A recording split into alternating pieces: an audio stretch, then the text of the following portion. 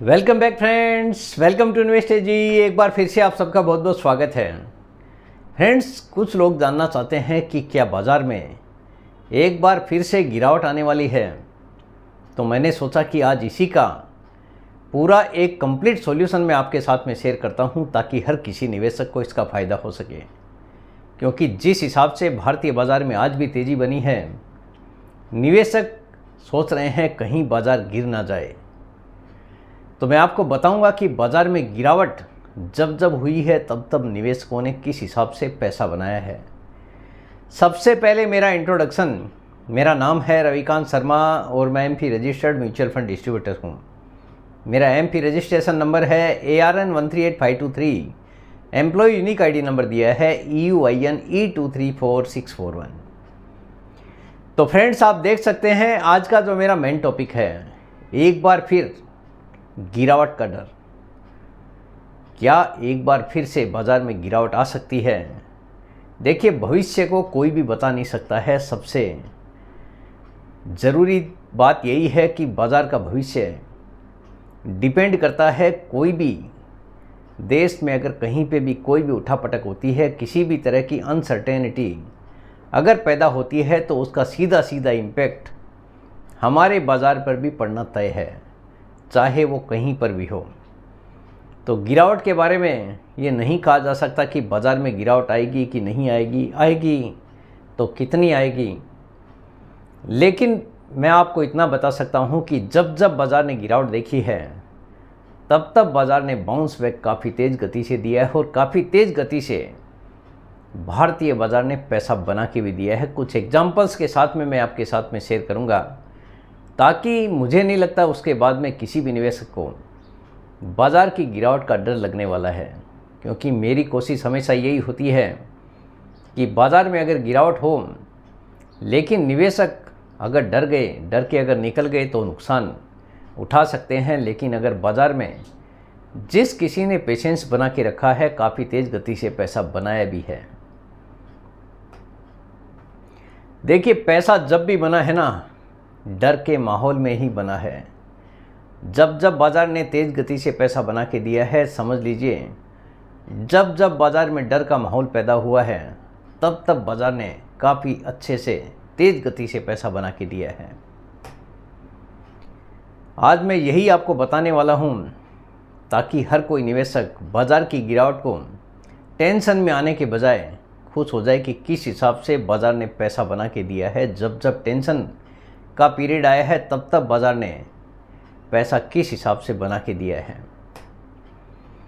Example के लिए साल 2008 में लेमन ब्रदर्स नाम की एक कंपनी थी, USA की, चौथा सबसे बड़ा इन्वेस्टमेंट बैंकर था।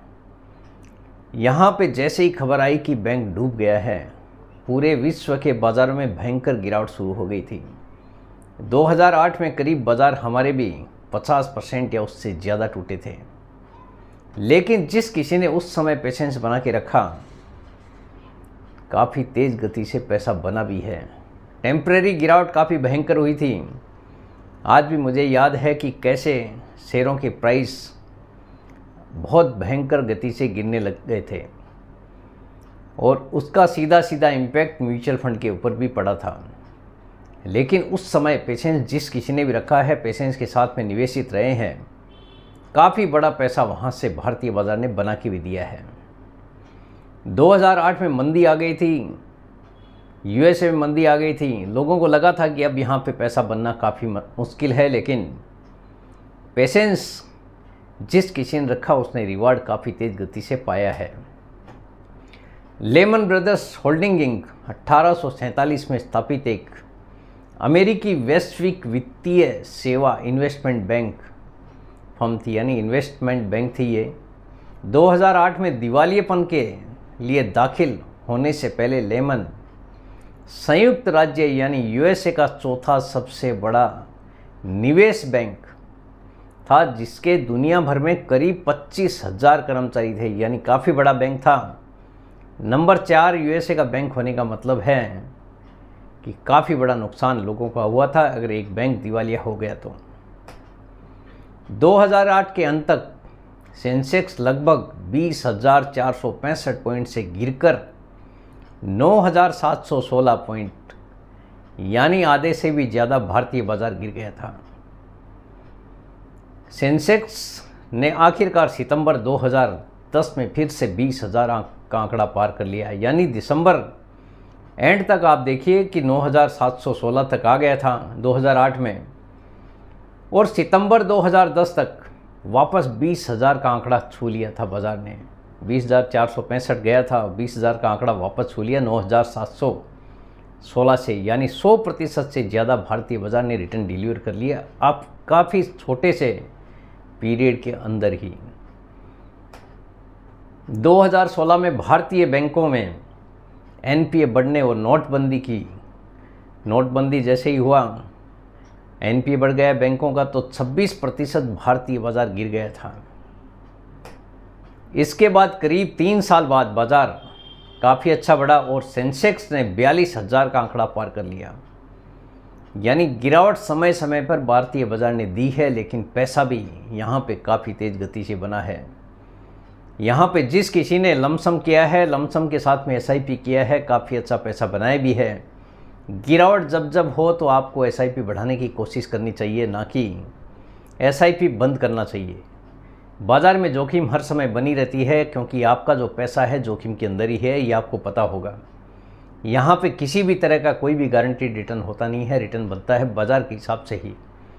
अगर रिस्क है तो रिवार्ड भी यहाँ पे भरपूर मिला है, और रिस्क उसके लिए है जो कि डर कर यहाँ से पैसा निकाल लेते हैं और अपना नुकसान कर बैठते हैं। यहाँ पे अगर आप कुछ भी निवेश करते हैं तो आपके पास में बड़ा पेशेंस होना ज़रूरी है।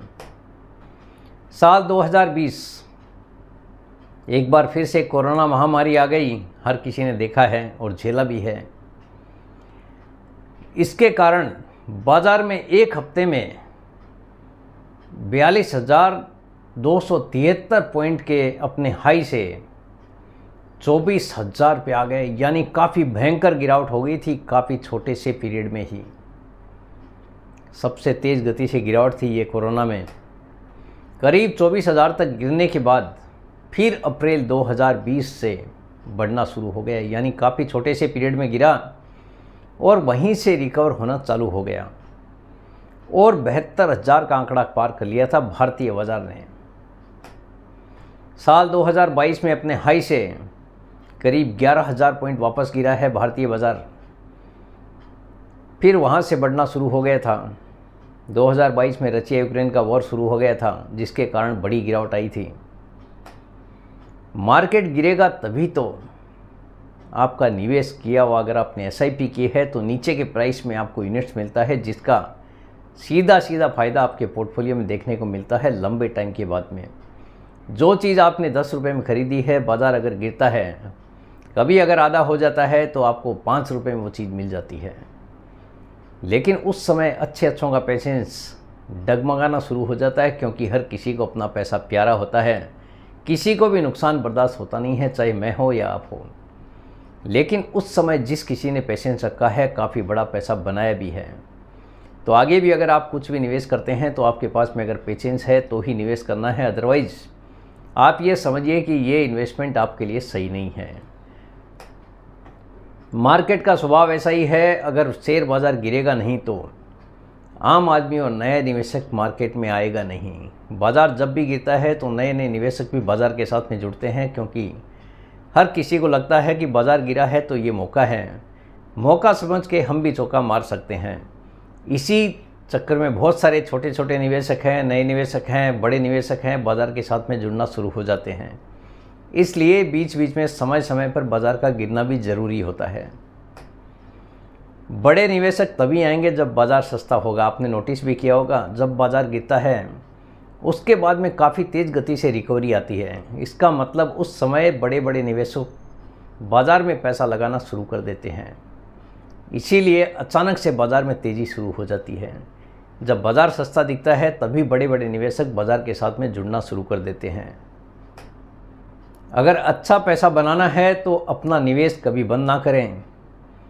कभी बाज़ार अगर गिर भी जाए तो अपना इन्वेस्टमेंट बढ़ाने की कोशिश करें, ना कि उसको आपको कम करना चाहिए। आपको पूरी तरह से पता होना चाहिए कि mutual fund investment are subject to market risk. Read all scheme related documents carefully. अगर आप कुछ भी निवेश करते हैं तो डॉक्यूमेंट्स आपको पूरी तरह से पढ़ लेने हैं। बाज़ार की जोखिम क्या है, रिवार्ड क्या है, ये आपको पूरी तरह से जानकारी होनी चाहिए। उसके बाद ही कुछ भी निवेश यहाँ पे आपको करना है, क्योंकि जोखिम यहाँ पे हर समय बनी रहती है। एक दिन ऐसा आएगा फिर आप ही बोलोगे कि अच्छे दिन आ गए, क्योंकि बाज़ार में ऐसा होते आया है। भले ही कोई गारंटी नहीं होती है, लेकिन फिर भी बाज़ार ने काफ़ी अच्छा पैसा बना के भी दिया है। तो फ्रेंड्स, उम्मीद करता हूँ आपको आज का ये वीडियो पसंद आ गया होगा। वीडियो अगर पसंद आ गया, वीडियो को लाइक करना, शेयर करना बिल्कुल मत भूलिए। बेल आइकन पे ज़रूर क्लिक करके रखिए। चैनल को ज़रूर सब्सक्राइब कीजिए। जितने ज़्यादा लोगों के साथ में हो सके शेयर कीजिए, ताकि हर किसी को इसका बेनिफिट मिल सके। Thank you very much friends. Thanks for watching this video.